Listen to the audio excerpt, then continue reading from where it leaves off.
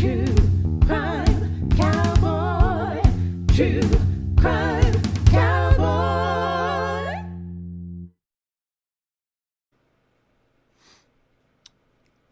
Good morning. Yeah, at least it's morning for me. I need to adjust this a little bit, I think. All right. It is Monday morning. Or something. Anyway, I'm going to be talking about something today that some other people have also touched on, but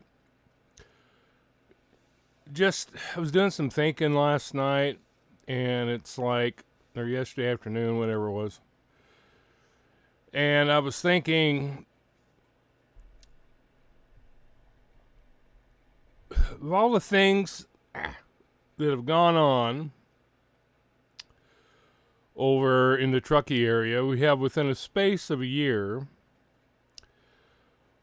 we have one 15-year-old girl who is dead and two 16-year-old girls who are dead. And honestly, none of the three should ever have happened. I'm sure many of you agree with me that they shouldn't have happened.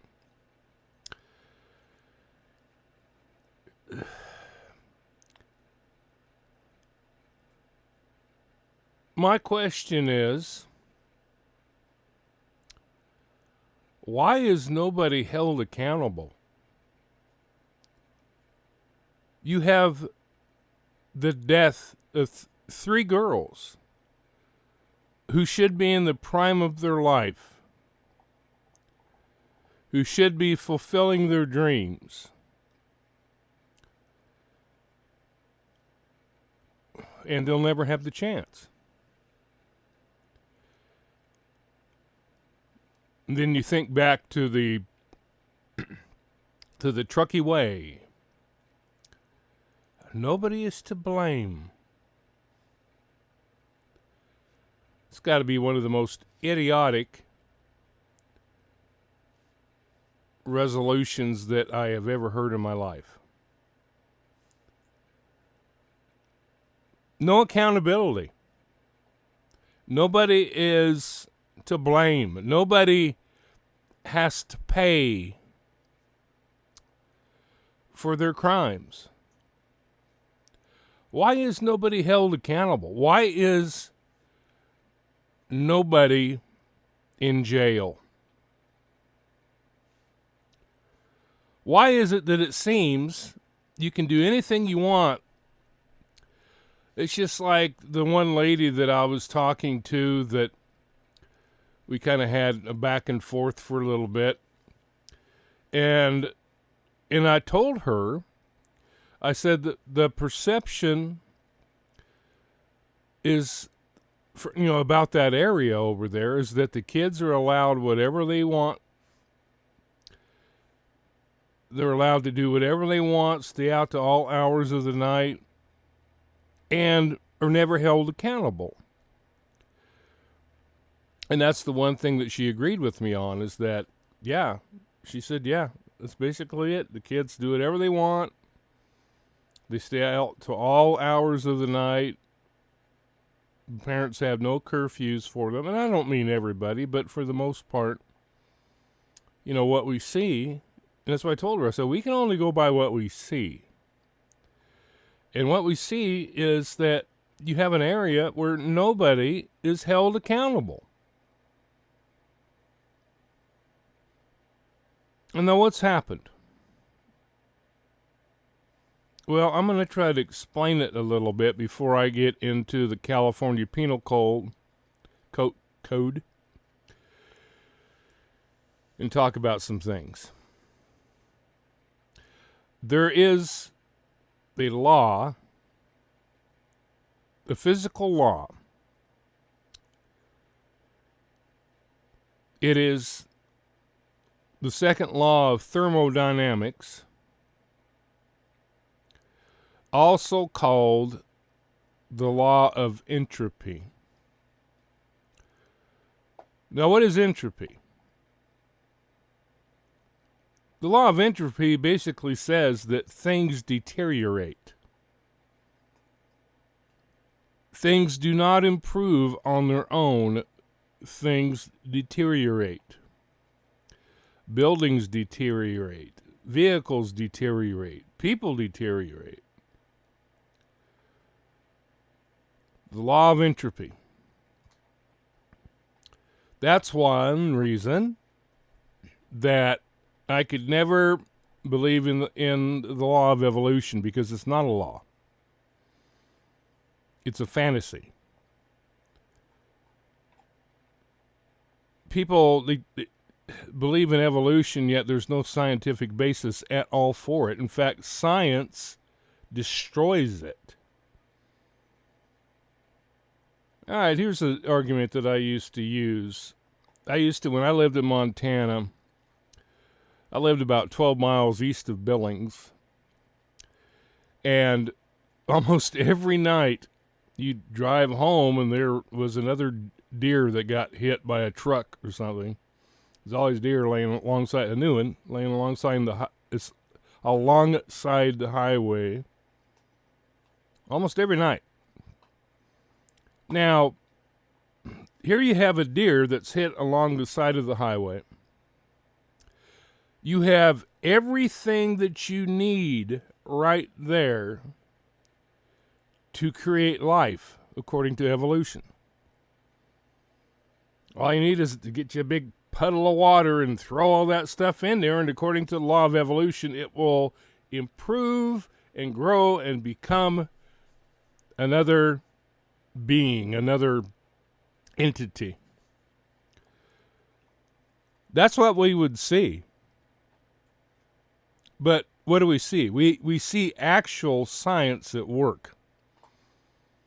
You leave that deer there sitting alongside the highway, what happens? Does it improve? No. The law of entropy takes over, and it rots, it decomposes, it goes eventually and turns back into dust. That's why I could never believe in the fantasy that nothing existed, nothing exploded and created something, and then out of chaos came something as intricate as the human body, as intricate as our eyes, as intricate as everything in our system. And anything gets out of whack, guess what? You get sick. It has to be in perfect working harmony for the body to function.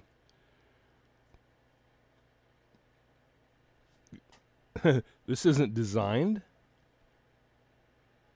You just threw a bunch of crap together and it became something as intricate and complicated as the human body. Anyway, the law of entropy. It not only includes buildings, vehicles, bodies, whatever, it also includes societies. You look at the history of human civilization. You have all these empires that arose down through the centuries. They grew to power. They got to their zenith, and then what happened? The law of entropy took over. Look, people, we have, as much as we have, think that we're smarter than people in the past with our technology and computers and electronics and rocket ships and all that stuff, the fact is that with basic human skills, we have lost so much. I remember my ex-wife and I, when we were camping over near Tillamook, Oregon, we went to Cape Meares Lighthouse. And in this lighthouse, they have this big prism that they use, or used to use, they don't use it anymore, but they used to use it as the light for the lighthouse. The way they cut this thing and the way they designed it, nobody today can figure out how they did it. The guy the tour guide or whatever that was talking about it, he was saying how they've even used computer analytics or whatever. They've used computers to try to analyze it to see how it was done. And even with the help of computers, they cannot figure out how they made it. Craftsmanship. Have you ever been like in an old hotel or something and seen the intricate woodwork? And it's just amazing. Some of these older hotels and the woodwork and the staircases and the way that it's just the workmanship is amazing. We don't have that kind of workmanship anymore. I mean, they're amazed how they built the pyramids, how they built all these secret chambers in there, and they can't figure out how they did it. Yeah, we might have gained technologically, but the law of entropy has taken over. And as much as we think that we're improving as a society, we are not. Look at the different empires that came to power and then ended up falling because societies and civilizations deteriorate over time. You had the Assyrian Empire. The Assyrian Empire was a great empire for a long time, but then it fell to the Babylonian Empire. Nebuchadnezzar and all those dudes. Oh, after that, you had the Medo-Persian Empire, who conquered the Babylonians. But they only lasted so long. And then you had the Greek Empire.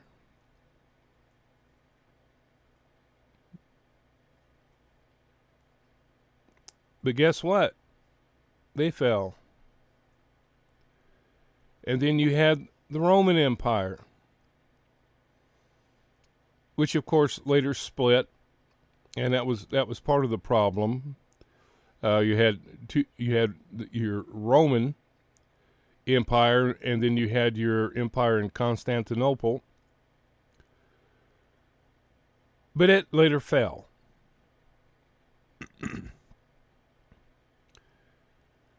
I found this one quote. It says, "Many historians point to a number of different problems combined that brought about the fall of the Roman Empire." And by the way, this same scenario could be applied to any of the empires, because they all basically had the same problems.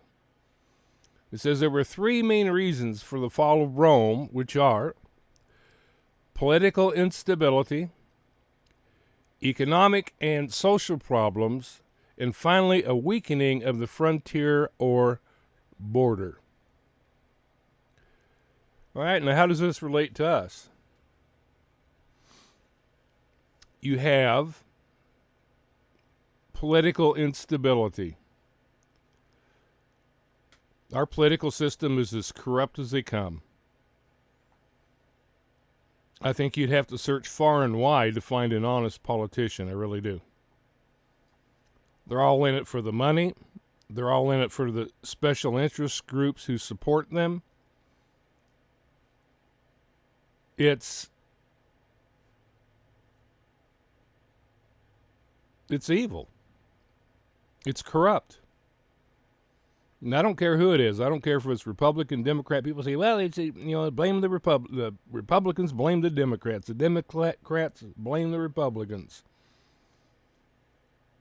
It don't matter.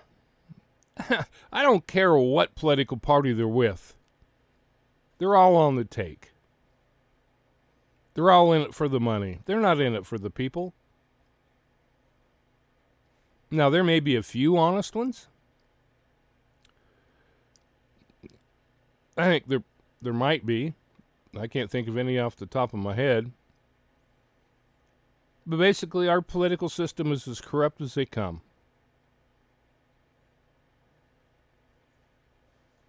Political instability, economic and social problems. Take a look at our national debt, which we will never pay off. Economic problems. We could go down a whole laundry list of those, right? Social problems. Oh, we don't have any social problems. We got so many. Oh man, it's just. I mean, you have the conservatives, you have the liberals, you have the woke crowd. It's just ridiculous. I mean, everybody's fighting everybody. And it's just here's what has happened, and this is my theory. When you look back at the time of our grandparents, our great-grandparents, and even beyond that, when our country was being built, there was an attitude of cooperation. Neighbors help neighbors. You ever heard of barn raisings? It's where all the neighbors that get together and help another neighbor build his barn, build his house. There was cooperation. People got along. Oh, yeah, there were your fights, and people still killed each other back then, but it was few and far between, and most of the time it was just, outlaws or, jerks. But for the most part, people got along. People helped each other. It wasn't cutthroat like it is today. And I understand there were exceptions, of course. There is in any age. But see what happened was we went from an attitude of cooperation to an attitude of competition. Now look, there's nothing wrong with competition, but what we see today with cutthroat tactics, it's like, oh, we have to get market share. We have to have the biggest market share. Why? What's wrong with just making a living? That's how it used to be. People just did what they did to survive. Nowadays, it's not a matter of survival. It's a matter of dog eat dog. Sorry, I didn't mean to offend you there, dude. He's like looking at me like, I ain't eating no dog. I ain't eating no dog. Are you, Copper? No, you ain't eating no dog. He's looking at me like, dude, don't be saying stuff like that. But that's where we are today. Everything's a competition. There's no more cooperation unless you're conspiring with somebody else to do a takeover of some company. We went from an attitude of cooperation to an attitude of competition and cutthroat tactics, and that's where we are today. Why? Because society deteriorates. And people, we are deteriorating. Big time.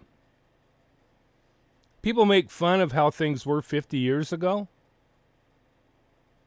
Oh, that's, the 1950s. Everybody makes fun of that. I'll take that any day over the crap that we're seeing today. Any day.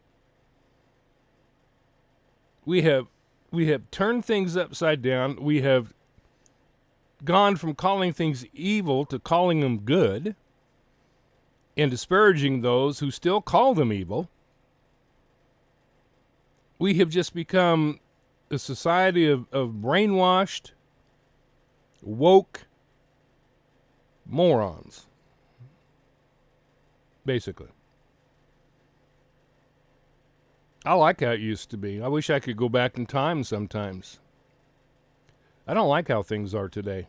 I'm sure many of you who are around my age would say the same thing. We don't like what we see. We don't like how society's become. We don't like how permissive society has become.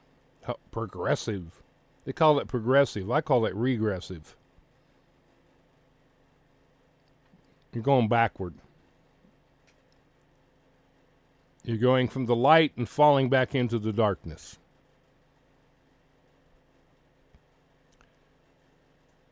And so we're seeing what we're seeing,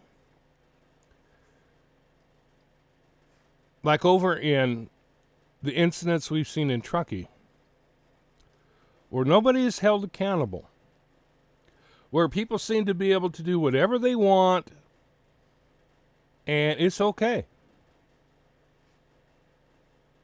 There's no problem. Hey, neglect your kid. They end up dying. Yeah, no big deal. Nobody's accountable. Nobody is to blame. It's the Truckee way. Nobody's to blame. Now, what I want to look, this is everything I've said so far, I'm leading up to this. I want us to look at the California Penal Code. Man, I can't say code this morning.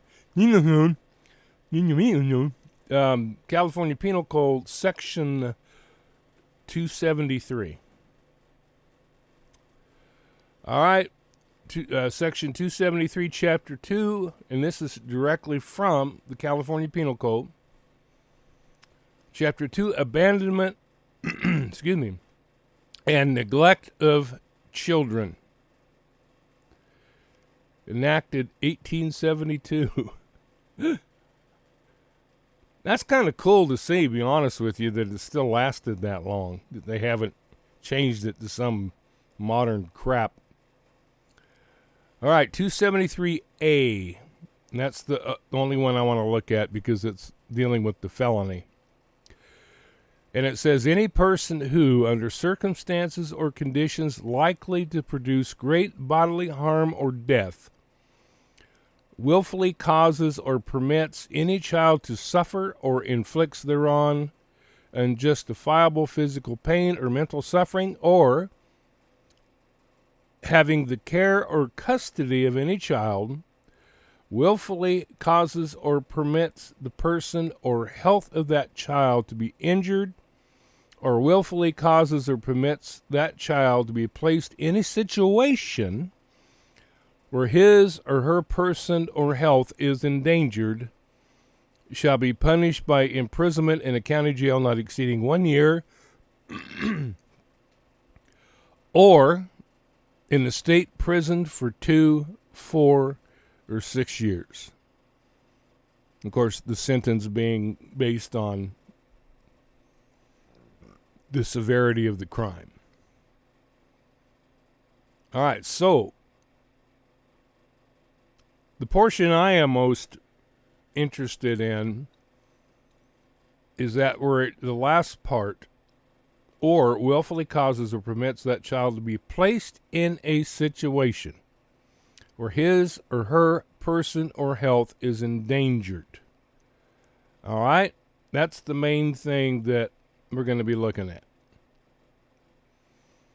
Okay. How does California law define child endangerment? To convict someone under Penal Code 273A, a prosecutor must prove certain elements of the crime. Each element must be proved beyond a reasonable doubt. All right, then it says, the elements of the crime of child endangerment. The elements the prosecutor must prove are that the defendant did one of the following: willfully inflicted unjustifiable physical pain or mental suffering on a child. And that doesn't mean not buying them the latest Xbox or latest iPhone. Willfully caused or permitted a child to suffer unjustifiable physical pain or mental suffering, while having care or custody of a child, willfully caused or permitted the child's person or health to be injured. While having care or custody of a child, willfully caused or permitted the child to be placed in a situation where the child's person or health was endangered. Okay, now understand these elements, not all of these elements have to be fulfilled. Okay, they are separate elements that constitute child endangerment. All right, so I think we can do away with the first two. The willfully inflicted unjust physical pain, willfully suffer unjust anyway. Now, but the second two. All right, and I want you to think about this and see, what your view is of this, because we're kind of looking at this together here this morning. It says, while having care or custody of a child, willfully caused or permitted the child's person or health to be injured. Or, while having care or custody of a child, willfully caused or permitted the child to be placed in a situation where the child's person or health was endangered. All right, and keep in mind that we're going to see here in a minute, excuse me, that child endangerment doesn't necessarily have to be a parent. It can be anybody who places that child in danger. All right, and what does it mean willfully? We're going to be looking at that in a second. All right, then it says, additional element in order to prove felony endangerment. There is one additional element the prosecutor must prove if the defendant is charged with Penal Code 273A as a wobbler. Okay, what a wobbler is that it's kind of like, it could be a misdemeanor, it could be a felony, depending. All right. It says in such a case, the prosecutor must prove that the defendant acted under circumstances that were likely to produce great bodily injury or death. It is not necessary that the defendant's actions ultimately cause such harm or death. It is only necessary that it was a likely outcome. We discussed the meaning of great bodily injury at length below. But first, let's take a closer look at some of the other legal terms to gain a better understanding of their meanings. All right, so here we go. The legal definition of willfully. Under California law, an act is done willfully if it is done on purpose. It's kind of like a duh. This does not necessarily mean that the defendant intended to break the law or cause any harm. It simply means that the defendant purposely did an act that could have resulted in harm. All right? So, let me ask you the question. Would allowing... All right, I need to get a drink. And I came prepared this morning, people. I got a whole thing of Crystal Geyser. I would have a bottle, but I forgot to put any bottles in the refrigerator. And so I had this in the fridge. And I love spring water.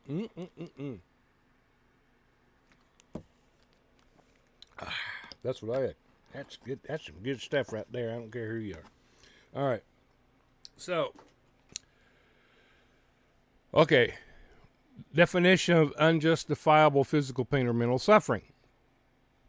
Unjustifiable physical pain or mental suffering means pain or suffering that either is not reasonably necessary or is excessive under the circumstances.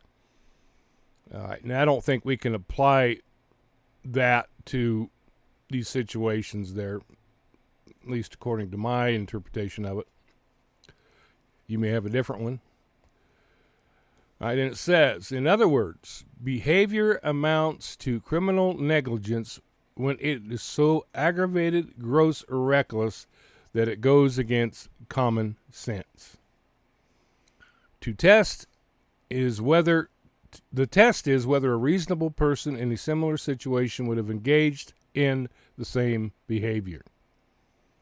All right, let me ask you. You parents who are reasonable,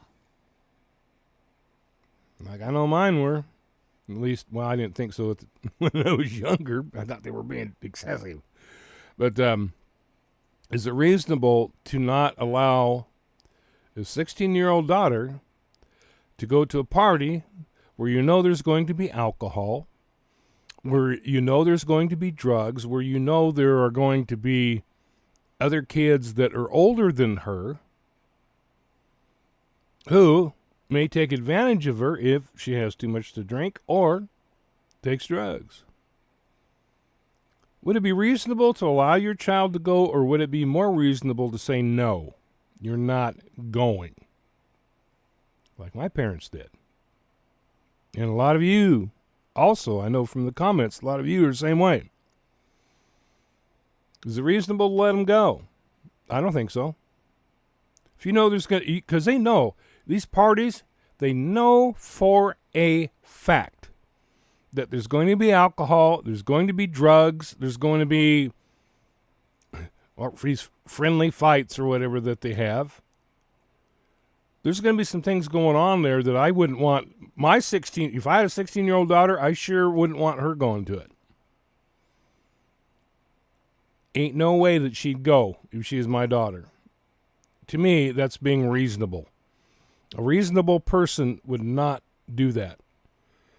A reasonable person would not allow their child to be in a situation where there's going to be drugs. Now, look, you know, I do, man, it must be crap in the air this morning or something. I do feel for the parents. I do. I feel bad that they lost a child. And I can be very empathetic with that. I would not want to have to go through that. But I'm sorry, as an ex-cop, I have to say there needs to be some accountability. Somebody needs to be accountable for these girls' deaths. And, of course, Copper doing his normal thing. He's laying there, did not make a peep for like an hour until I get on here. Just like a bratty kid. Aren't you? All right. Now, next definition. The legal definition of great bodily injury, which, by the way, I think that death would definitely qualify. Great bodily injury is defined under California law simply as any significant or substantial physical injury. Minor, trivial, or even moderate injuries do not count as great bodily injury. The existence of great bodily harm is determined by the jury on a case-by-case basis. Because of this, overzealous prosecutors tend to allege it every chance they get. You can tell this is written by a defense attorney. They crack me up. Yeah. All right. But it is important to remember that the issue is not whether the child actually suffered an injury. The relevant factor is whether the child was placed in a situation where she or he was likely to suffer injury. All right. Now, that element might be a little bit hard to prove, because just because your kid goes to a party with all this stuff going on doesn't mean they're likely to be injured. But in the cases that we've seen over there, they ended up dead. So that said, that if the child does suffer great bodily harm, the prosecutor is more likely to file felony charges.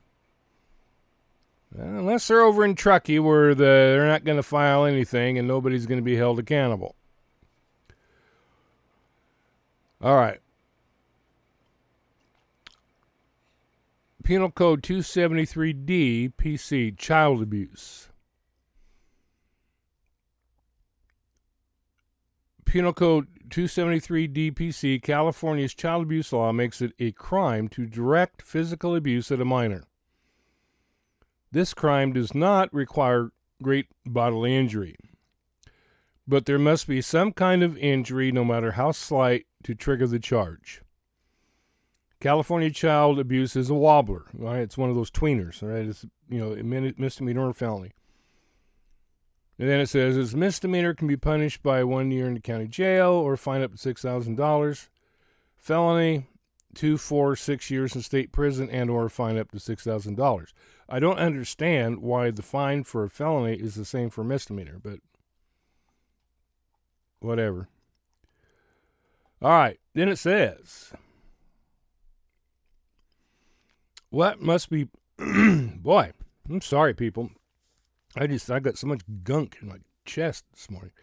What must be proven for a PC 273A child endangerment conviction? California Penal Code 273 APC defines child endangerment as follows. Anyone who, under circumstances likely to produce great bodily harm or death, willfully causes or permits a child to suffer or inflicts unjustifiable physical pain or mental suffering, or having care of a child permits them to be placed in a situation where their health is endangered. All right, which is kind of what we read before, but this kind of words it a little differently. All right, so let's take a closer look here at the elements, which we also did earlier, but this, like I said, this goes over just a little bit different wordings. That's the only reason I put it in here. All right, the elements. You willfully inflicted unjustifiable pain or mental suffering on a child. All right, so that can be physical or mental abuse. All right, you have a parent who is constantly inflicting mental pain, which we can, it's basically conjecture, but just from a lot of the things that Lindsay wrote, it was obvious that she didn't like living with Kylie. From the things that she said on her lodge blogs, always talking about how difficult she was to live with and how they were always arguing. Now, I don't know, that would constitute mental suffering on Kylie's part, but it's just something to think about. All right, the next element. You willfully caused, I think they typed it wrong. I think it's supposed to be or. You willfully caused, and I copied this from the document, so I didn't type this. It's not my typo. Not that I don't make typos, but this one's not mine. It says you willfully caused or permitted a child to suffer unjustifiable pain or mental suffering. All right. The next element. While you had care of a child, you willfully caused or permitted their health to be injured. Okay, now that one might apply. You willfully. Now, by willfully is that you permitted it. You said, yeah, you can go to the party. Yeah, you can drive illegally. 16 years old. She can't drive. I think it was after 11 o'clock, isn't it? And there she's supposed to be driving home at 12:30, whatever. Well, I'm sorry, but Mama let her drive there knowing that they were going to be partying to all hours of the morning, and she was probably going to be driving home illegally. You permitted that. And in doing so, you permitted her health to be injured. Of course, nobody's to blame, right? All right, the next one it says, and this is the last slide that I have. It says, while you had care of a child, you willfully caused or permitted them to be put in a situation where their health was endangered. All right, so you have both in Kylie's and Trinity's case,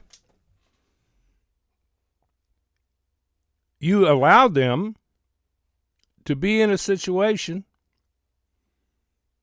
where their health was endangered.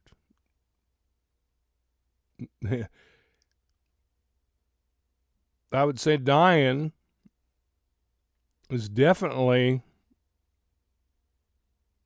allowing their health to be endangered. So, I've presented the law to you. I haven't gone over it in a lot of detail, but I think I've gone over it enough to where you can look at it and see. Should somebody be held accountable? Should somebody be charged with child endangerment?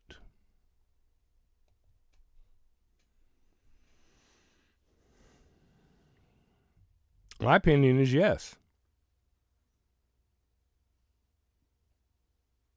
I mean, the very fact that you allowed a 16-year-old to go to a party where you know there's going to be alcohol and drugs and older kids,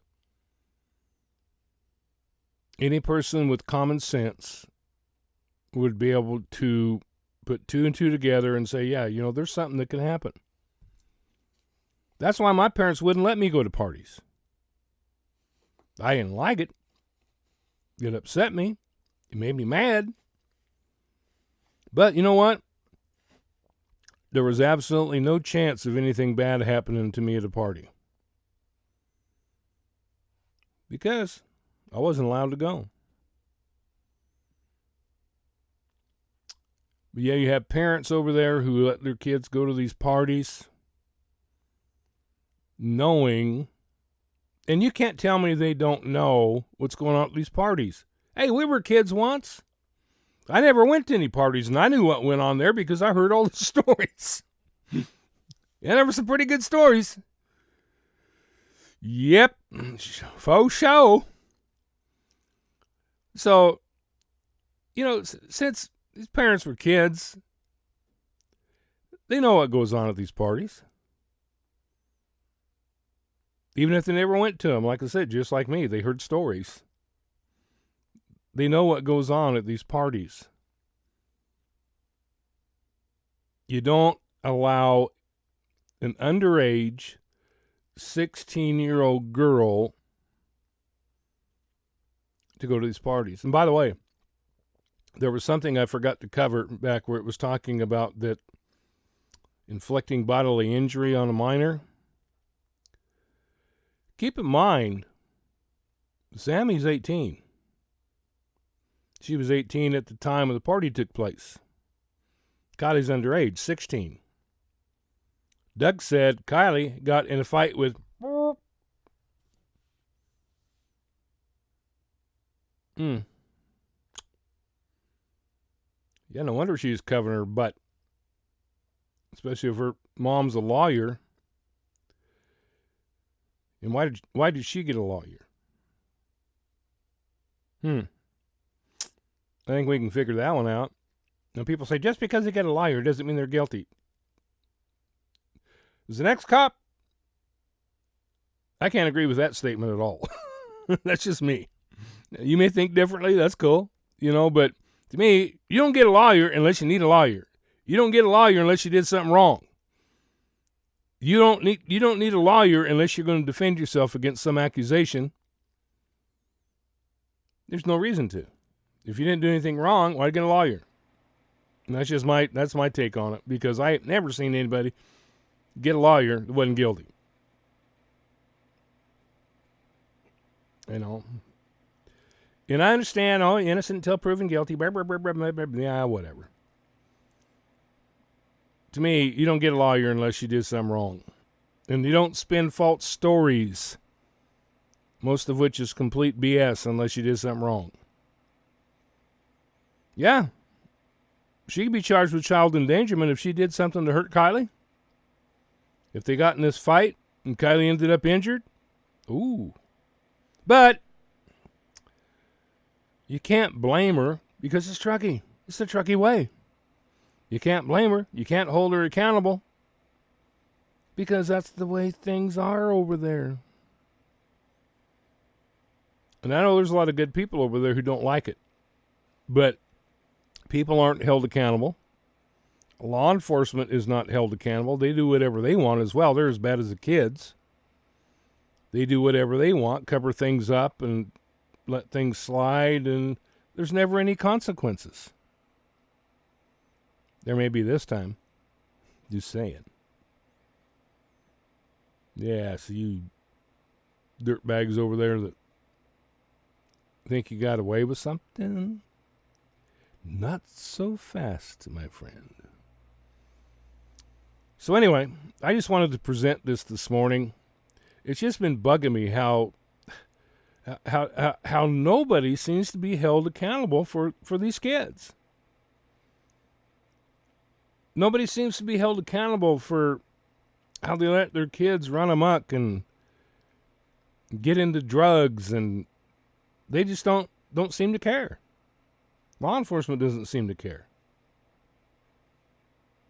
Even when somebody dies.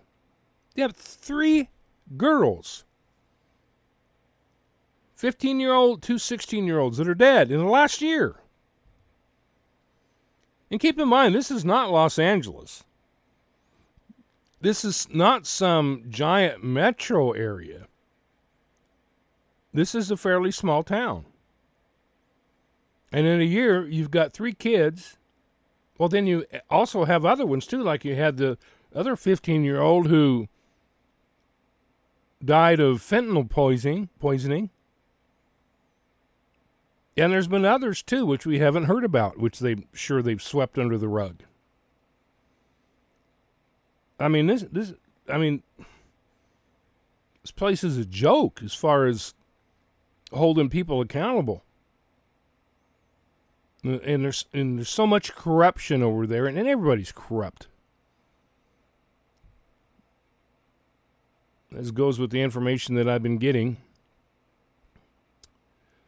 the corruption goes very, very deep over there. And the sad thing is that the kids are paying the price. The parents aren't. Parents going scot-free. Why is there not somebody in jail? Why is not somebody being charged with child endangerment? We have 3 dead kids.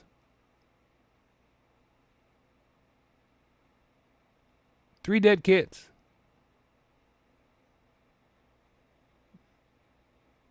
It's ridiculous. Ridiculous. And it's really, really sad because none of these girls should be dead. None of them. They should be alive. They should be going on. Kylie was going to be going off to college. She's going off to fulfill her dreams, and now she never has the chance. The other 2 girls, who knows what they might have become. The sad thing is, they got involved with drugs. And the people who gave them those drugs need to be held accountable, even if it's law enforcement, since they're distributing them over there. You don't know where she got the drugs. You have a good idea. Although people are denying it. Well, of course. Who's going to admit it? Of course they're going to deny it. Of course they're going to try to cover their butt. Would we expect them not to? No. Self-preservation. Right? CYA.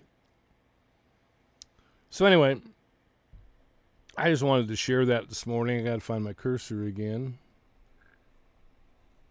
There we go. All right.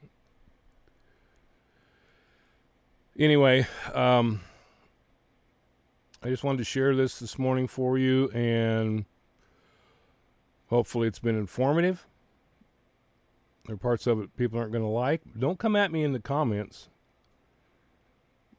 It's going to do you absolutely no good. Oh, you can go ahead and come at me at the comments if you want. I'll just delete them if you attack me personally. But, I'm me. I speak what I believe, and that's always going to be the case. So, anyway, hopefully you got something out of it. If not, then I guess I just wasted my time. But hopefully you got something good out of it. And let's keep praying for justice. Let's keep praying that people will be held accountable. And I hate to pray that somebody goes to jail, but in this particular case, I am. Because somebody needs to be accountable for these children's deaths. All right. Take care. True crime cowboy. True crime.